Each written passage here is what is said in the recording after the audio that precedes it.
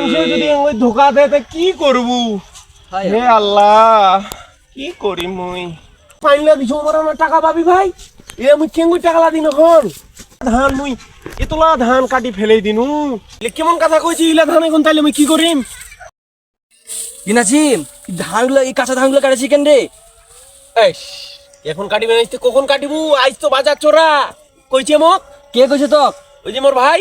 কে তোর ভাই? আশাত পাইকার। এ বাপ, এই আশার তো বড় ফাজিল রে। এই তো দেখেছো আর দুই তিনটা এরকম গৃহস্থ কইছে যে ইয়া আজকে ধানের দাম বেশি, এই ধানগুলো যে পাকে না, এই তুই কেমনে বিক্রি করবো?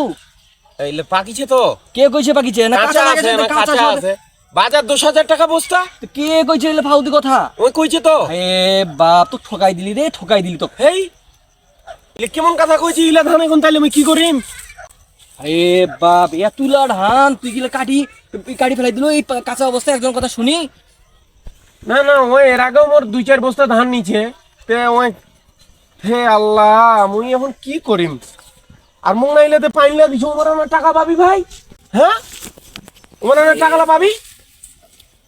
এ আল্লাহ খোদায়, এ আল্লাহ খোদায়, মোর কি হবি এখন? মোর কি হবি? কি করি মুই? এতলা ধান কাটি ফেলেই দিনু।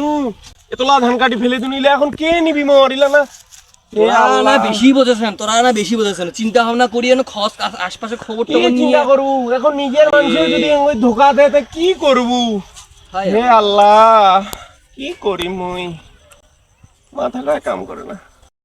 হাতে তো ধানলা কাটিনু, শুনেছো বাজারটা বেলা পড়ে গেল হঠাৎ করি। এখন এই ধানলা মোর কি হবি? মুই কি করিম? বাইলা পাইকার লাইলে এত শয়তান, ইলে এত শয়তান কহে কি হবি? ইলে কি করিম? এই ছোটটা কাকে দেখা পাও আগে আইসো। কি করেছি রে নাসিম? কি করেছো তুই? তো খুব শয়তান রে। কেন রে? তোর কথাতে মুই ধানলা কাটি তো মুই একলে মারা খাইনু। ঠিকই আছে, ধানের দাম এখন কমে গেছে বুঝাইছি, কি করবো? শুকাও কেনা শুকাও।